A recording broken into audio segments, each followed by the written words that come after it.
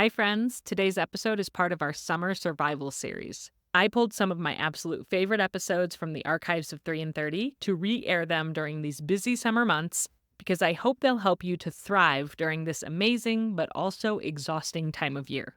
You'll get a throwback to our old podcast intro and music, and you might hear some references within the conversation that are outdated, but we consider this episode one of the best we've ever had on 3 and 30, and we knew we needed to bring it back for an encore in case you missed it the first time it aired, or just need a refresher. We'll be back with new episodes in August, so make sure you're subscribed or following the podcast in your listening app so you'll be notified when new episodes drop. Thanks so much for tuning in, and I hope you're having a beautiful summer and that this episode will help.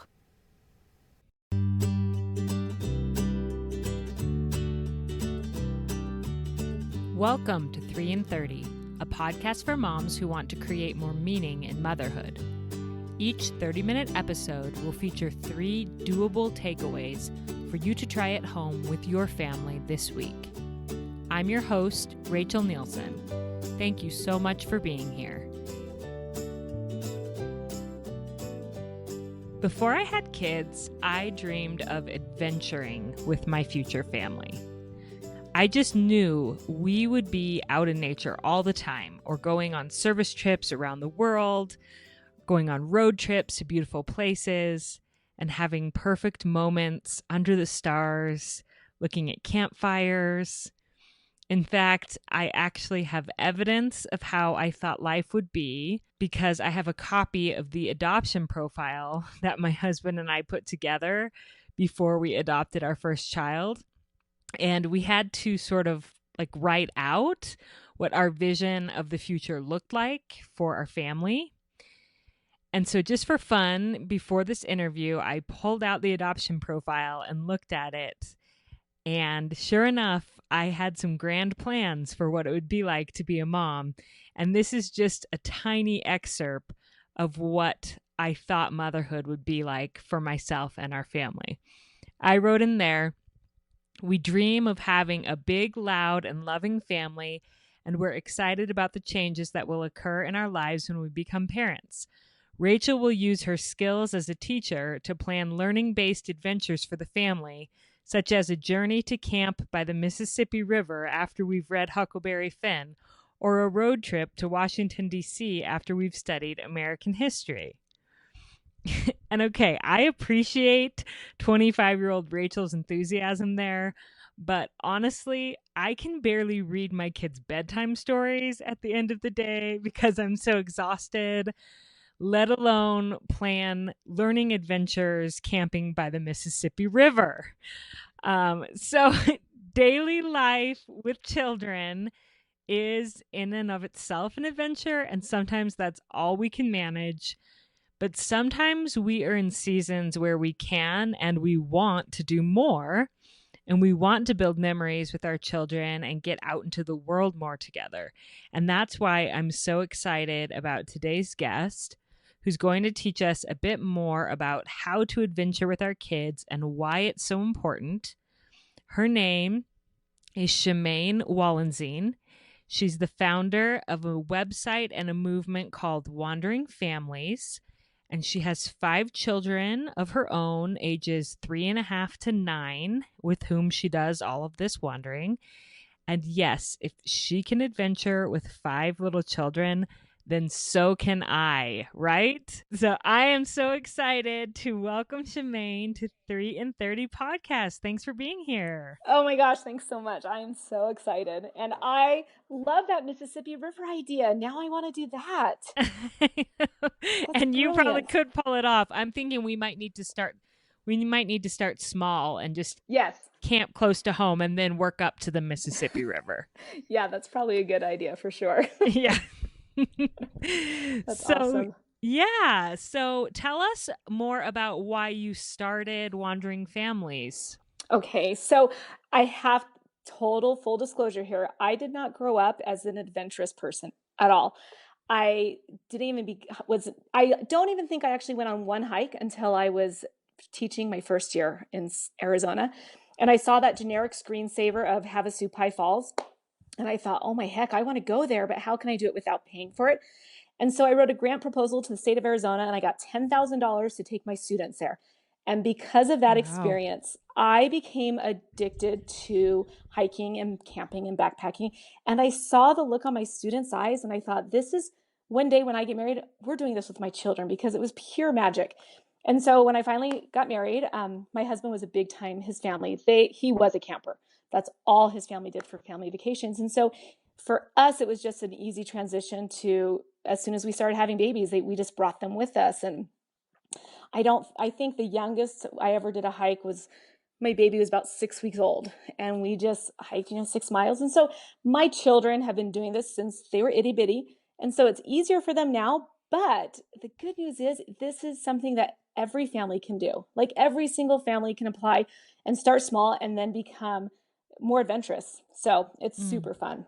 I love that. And when did you sort of formalize it and make it into more of like to make the website and Ah, yes. So I would post on my own personal, Instagram pictures and stuff. And I had a lot of friends, and they would say, "How in the world are you doing this with your 5 children? And where are you finding these ideas?" And finally, I thought, "Wait, why am I not sharing these ideas with others?" And so I just sat around, and when I'd go on hikes with my kids, we would talk, and we realized that we are a wandering family of sorts, and so that's where that came from, and we just went from there, I and love it's that been fun. wandering family. It's a cool little term for Thanks. you.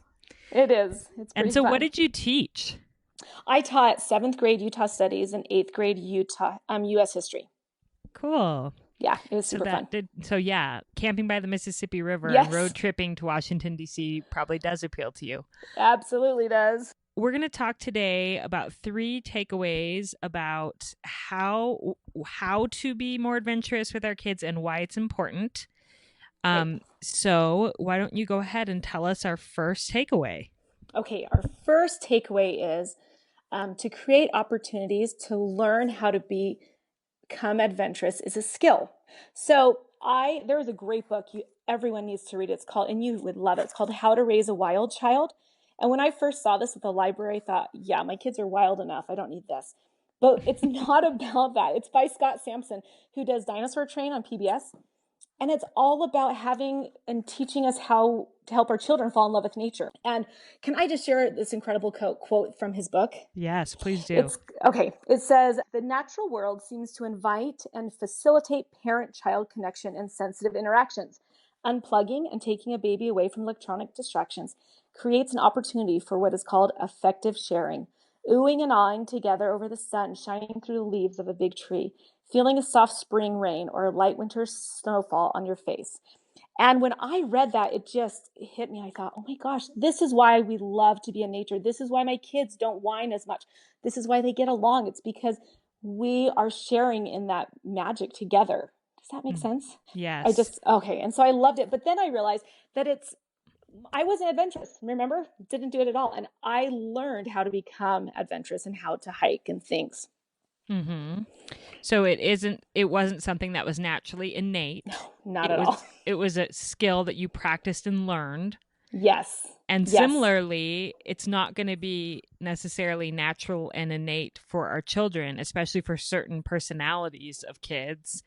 And we Right. have Oh, to give them opportunities to learn it, how to be adventurous. right. Oh, I'm so glad you brought that up. So my second daughter, she was probably 5 years old one night at the time, and we went downstairs and she was just crying. And we said, Maisie, what is wrong? And she said, I'm not a camper. I'm not a hiker. I'm a stay-at-homer. I was born in the wrong family. And we thought, Oh. oh my gosh. And she didn't enjoy it. She hated hiking. She hated it all. She hated getting dirty. She would rather stay at home and play dress up and with dolls. But we just kept going. And our family, we always say we are a hiking family and we just do it. And she is our best hiker, honestly. She never complains. She's a mountain goat. And I think it's just all about tenacity. You just keep going. And really, when you have children, the hardest part is getting out the door. Hmm. And if you make that effort and you just get out the dang door, it really becomes a lot more easy. And the more often you do it, the easier it is. Now, I have young children though.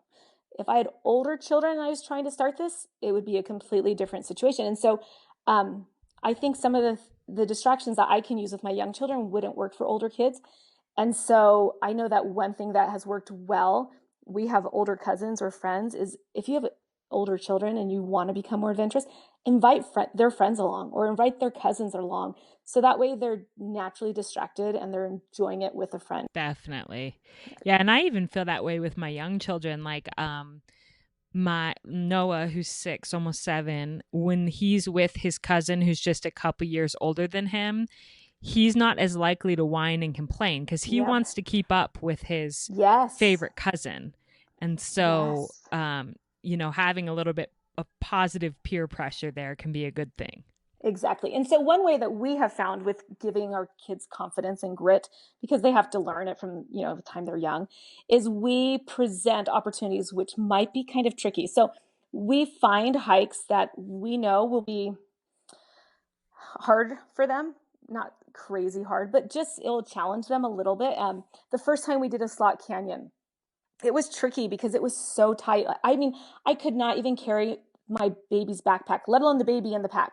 So I had to take off the pack, and my baby was, I don't know, he was probably 9 months old, and I literally had to put him on the ground and just kick him through because it was so tight. And You had to kick him I through. know, is that not awful? That's not giving me a good visual. It's well, like, cause I was, squeezed between two walls, and I put him on the ground. And I just nudge him with my. So you had to nudge him. You had to scoot him through, right? Scoot him through, yes. Scoot him through, and it was hard. It was really hard. But my children did it, and they cried parts of it because it was hard. And then a year later, when we went back to that same slot canyon, they literally scrambled up everything. Even the baby, he was older, of course, too. And they loved it. And we did it in the rain that time, and it was wet and it was cold. And they had the confidence because they had done it the previous year, that they knew they could do that. And so we try to find hikes or activities where it just pushes them a little bit because they need to practice that and they need to try and feel that confidence that comes from succeeding. And I remember, this is my brother, he said something that was so powerful one time. His kids are crazy confident and they are crazy agile. And I'm just like, well, John, how do you do that? And he said, Chamaine, this is what I do. I watch my children before they do something and I stop myself and I think, okay, what's the worst possible outcome? If it's death, I stop them immediately. But if it's not death, if it's like a broken bone, I let them do it. And he has never had a kid break a bone. He said, because children can do more than we realize. Mm-hmm. And so I try to keep that in the back of my mind. Sometimes I literally have to turn my head away and not watch, be like, oh my gosh, they're going to fall off that log. I know it. Oh, but they don't. And that's another way that I have found increases my children's confidence, is to let them practice those risks. Yeah. I went to a presentation once by a woman. She's the founder of Timbernook. Have you heard of Timbernook? I haven't, but I'm going to write that down. It's more on the East Coast, but it's like a movement of outdoor play in school. I feel like it's similar to like Waldorf. Cool. And she's a pediatric physical therapist, and she saw that so many children were coming to her for help with things like balance and gross motor skills and fine motor skills, all these things that in previous generations children didn't struggle with as much. Yeah. And she started to make the connection that it was because children weren't playing outside as much. Right. And they weren't allowed to take the same risks. And so they weren't developing the ability. So like they would fall more because as small children, they hadn't been allowed to climb and to learn how to balance. So then as older children, when they climbed, they didn't know how to balance and they couldn't stop themselves from falling. So she said that the best thing to do is exactly what you just said, to let them take some risks, because that is actually physiologically preparing their body to know how to keep them safe when they're older. And it was so interesting. Going along with it being a skill, I assume that you start small, right? We do. You wouldn't advise that I go take my kids to a slot canyon in the rain. No, not at all. Like, I need to start with something small, easy, close to home, short. Yes. and then work up to some of these harder things when I know Right. what I and my kids are capable of. And if you've never done it before, find like a little trail, a nature trail, like those little boardwalk ones or along a river or something, and just walk that way. I would definitely not. And we have built up to this. I mean, my children, this year was the very first year they finally hiked 8.5 miles. I was blown away that they could do that. But it's taken us, 6 years of going all the Yeah. time. So Mhm. definitely start small, because if you don't start small too, they'll hate it. And you want them to have fun on it. So they want to continue to go outside more often. And Yeah. Scott Sampson, that was another thing. He said, you don't even have to go far. You can go in your backyard and just sit and observe nature. And that is teaching so much to your children about what do bugs do in the grass, or observing the birds that fly around. And that's all part of the effective sharing. When you walk outside and you say, oh, wow, look at that sunset. And your children look up too. It's just slowly but surely teaching them that nature's awesome. Yeah. What does he say in Dinosaur Train? Like, get out there and make your own discoveries. Right. He does do that. I forgot. And we actually say that sometimes when we do go on little family hikes. Nothing crazy like what you've done, but and my husband will say, we're out here making our own discoveries. Oh, I love it. It's fun. I love it. And I do want to also have a disclaimer. Like, my children are not perfect. And at every given moment on every single hike, we have at least one kid crying or whining, because that's just the nature of children. So when it happens that they're all happy, it's nothing short of a miracle. But I just don't want parents to be like, what? My kids cry when we hike. Yeah, so do ours. It's just children. So don't let that discourage you. Just keep doing it. And what makes it worth it for you, even with the crying and the whining? What makes it worth it for me is when we get back in the car and we say, what did you like? And each child has a different part, whether they picked up my 4-year-old son, his favorite thing is to find water and bugs and mud. Or my oldest daughter will say, oh my goodness, I loved how I could hear those chipmunks fighting, back and forth. And just what they notice as we were together. For me, I feel like I've arrived as a mom. I really do. I just feel like I'm entering those glory years where something that I love and am passionate about, they are expressing that love as well. I love that. And that, I feel like that goes beyond just hiking or what your passion is this. But I feel like for any mom, sharing your passion with your children really is like the glory moments of motherhood, when you see that they are growing to love it too. Let's take a quick break to thank this episode's sponsors. This message is sponsored by Greenlight, a debit card and money app made for families. Parents can send money to their kids and keep an eye on kids' spending and saving, while kids and teens build money confidence and lifelong financial literacy skills. One of my favorite things about using Greenlight is that it gives my kids independence in deciding how to spend their money. When they ask me for treats at the gas station or for a toy that they might want at the store, I ask, do you have enough money for that? We pull up the Greenlight app on my phone and check how much money they have in their Spend Anywhere category, and then they can decide if they really want to make that purchase. I love that they can take their Greenlight debit card to the register and buy the item themselves, so it really does feel like their decision. Recently, my 12-year-old son Noah took his card and rode his bike to the gas station. I was slightly appalled when I saw a notification come through on my phone that he spent $26. And my first thought was, how much candy did this kid buy, and is he going to try to hide it in his room? I was grateful for the notification so I could follow up with him, but in the end, my concern was unfounded. He came in from the gas station brimming with excitement because he had decided to buy a treat for every member of our family, including our dog. My annoyance melted away, and I was so grateful that he has an opportunity to learn about generosity and gift giving using his own money. Sign up for Greenlight today and get your first month free when you go to greenlight.com/3in30. That's greenlight.com/3in30 to try Greenlight for free. greenlight.com/3in30. This podcast is sponsored by KiwiCo, a monthly subscription box of seriously fun and enriching art and learning projects for kids of all ages. Do you need something to help with the dog days of summer? I highly recommend KiwiCo's Summer Adventure Series. Kids from 2 years old to teens can receive 6 hands-on science and art project kits over 6 weeks, with enriching content and fun activities to accompany each project.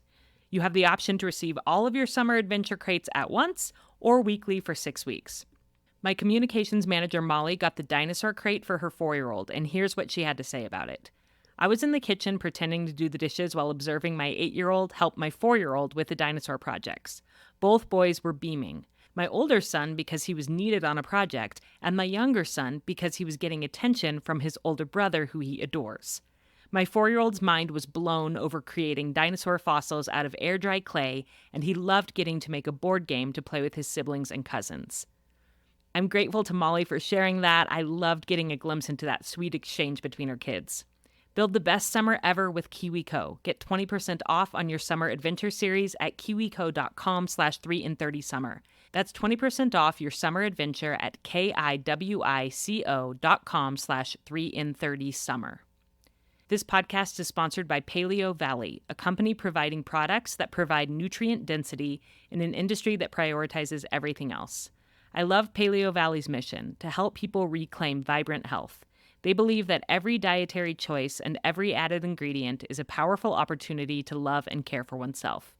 My husband Ryan is very active and relies on good nutrition to get through the day and his workouts and pickleball matches. He has enjoyed Paleo Valley's chocolate protein powder to make shakes at home. It's grass-fed whey protein, which is gentle on the stomach. And we will definitely be packing lots of grass-fed beef sticks and superfood bars for our summer travels. They are so much tastier and more nourishing than gas station food. The bonus is that they're perfect for kids to snack on too. Go to paleovalley.com/3in30 and use code 3in30 for 15% off your first order. That's PALEO valley.com/3in30 and use code 3in30 for 15% off your first order. And that is so funny you say that, because that like ties right along to my second takeaway, which is creative family culture. And not every family loves to hike. Not every family loves to camp. And that's just fine. I have an older sister. They are not into camping. I think for her, roughing it would be staying in a hotel that wasn't a Marriott. But they are really into sports. Like her son is an amazing baseball player. And so that's their family culture. They do sports. And I think each family needs to figure out what they love and make that part of who their family is. Does that make sense at all? Yeah, and part of their adventures. Like Yes. their adventures may be driving to different cities to different cool baseball stadiums and Right. watching games there, or Exactly. different things. Like adventure can be any number of things, whether or not they're outdoors. That's exactly right. And I have another sister whose husband is they both are actually really into movies. And that's part of their family culture. And they go to plays all the time and expose their children to these amazing cultural events that my kids have no idea about because we don't really watch movies. But it doesn't even matter. They have their beautiful culture and it works for their family and they love it. And I think we often feel like being adventurous is only being out in nature, and it's not. Being adventurous is trying new things and getting better at it. And, I don't know. I just feel like sometimes I would hate for any family to say, oh, we can never be adventurous because we don't live near the mountains or we don't live near the beach, and so we don't surf. But everyone can be adventurous within their own little culture that they created. And my family, we are a hiking family, and we say that all the time. We are a hiking family. This is what we do. And my children know it, and we have a little jingle for it, and that's what we do. That's what we do. Mm-hmm. But it could be we are a singing family, or we are a serving family, or we are a cooking, or whatever it might be. I mean, and I know all families will have multiple things that they are. It's not like you're just a hiking family. Right. But I do feel like adventure in this context of what we've been talking about is really just sharing experiences together. Yes. Meaningful, outside of the box, not on our devices, experiences together. This effective sharing that you talked about. Right. And I think that we often as parents get caught up in, well, my kids are too young. Or we love to sing, but I don't know what to do with that. And I think that those are just excuses. Your children are never too young to try new things. And if you don't know what to do or what's around, then do research and figure it out. This is they get one childhood. They get the one shot. And I feel like as parents, we need to make sure we really work hard at making it about them and not what's easiest necessarily for us with creating that culture. Yeah. And something else I thought about, there was an episode in April on my podcast with Dr. Katie Penry. Love her.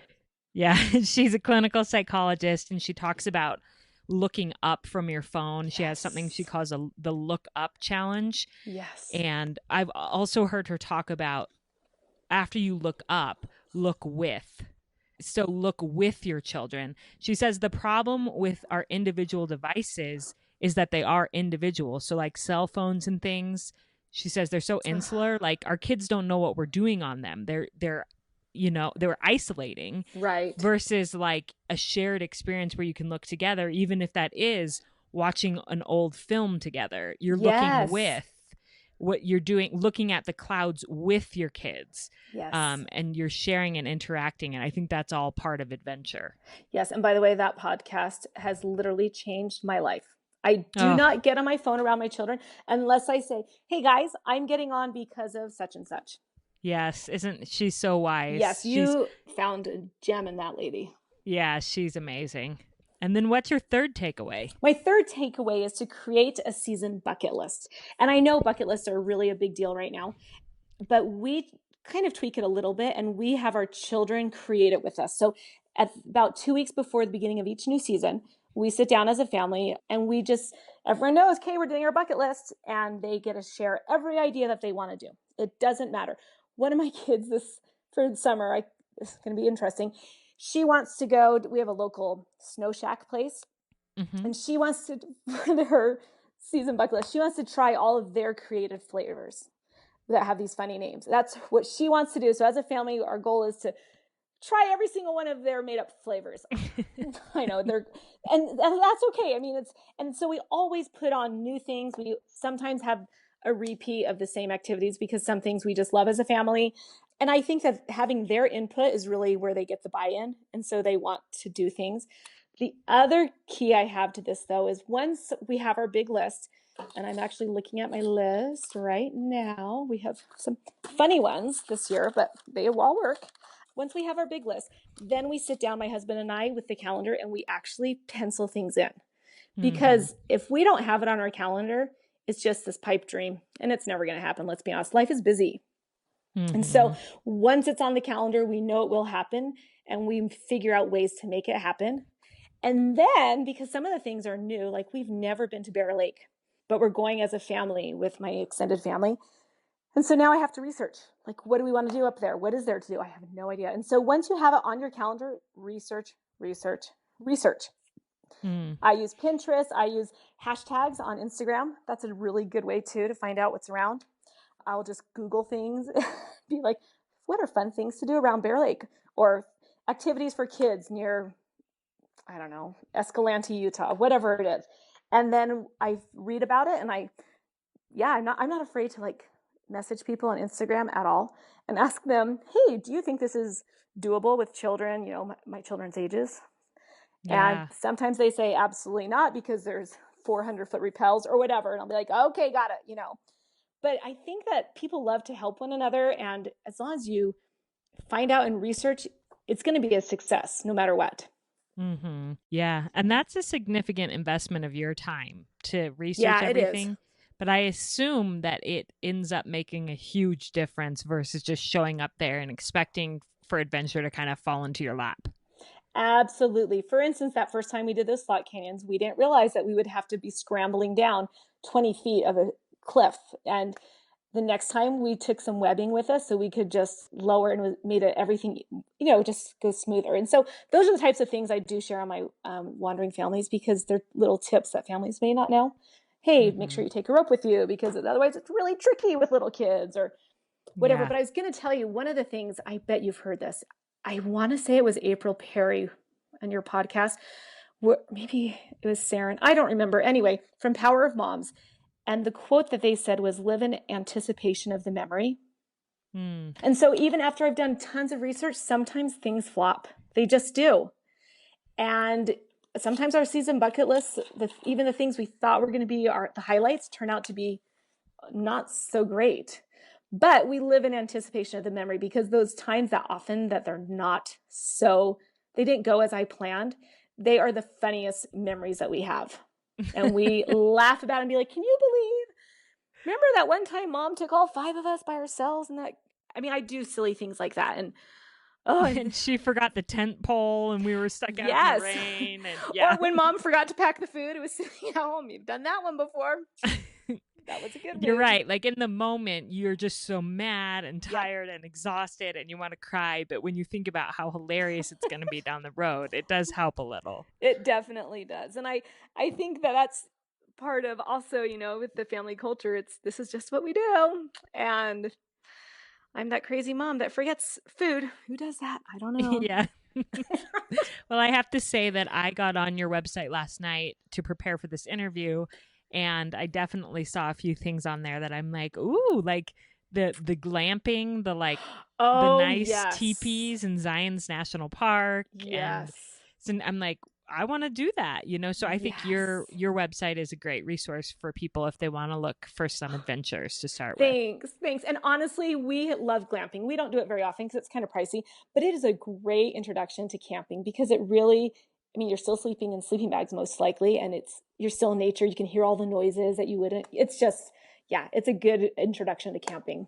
Yeah. Well, thank you. This has been really helpful and inspiring. I feel like this episode's going to air a little bit into my summer and into the summer. So moms may be needing a little reboot of motivation at that point in the summer. Can you remind us again one more time what your 3 takeaways are? Absolutely. Number 1, create opportunities to learn how to be adventurous. Number 2, create a family culture. And number 3, create a season bucket list. All right, great. Thank you so much, Chamaine. You're so welcome, Rachel. And all of a sudden I hear screaming kids. I got to run. Okay. Thanks, Rachel. Bye. Bye. What's going on? I purposely left that ending on there for you because I love it and I thought that you might love it too and get it as a busy mom. And here's a little of my own mom chaos. I have 2 little ones here who want to make some cameos, telling you about some of their favorite family adventures that they've had. One time I hiked a Baldy with Dada, a big mountain. I went... What's that dog? No. Gondola. We went in the gondola. Yes, Noah and Dad hiked the mountain, and Sally and I rode up in the gondola. It still counts as an adventure, right? Okay, 2 announcements before we end. 1, don't forget about that workshop in Utah on September 28th and 29th. Go to my website, 3and30podcast.com or aboutprogress.com to find out more. And second, we have Dr. Katie Penry coming back on the podcast next week. She is the guest that Chamaine and I talked about in this interview, and she is actually going to be talking about looking with our children. She has the most popular episode on the podcast to date about looking up from your phone, and this episode next week is a continuation of that topic. It's the next step, so be sure not to miss that. We'll see you next Monday, and have a great week adventuring with your family.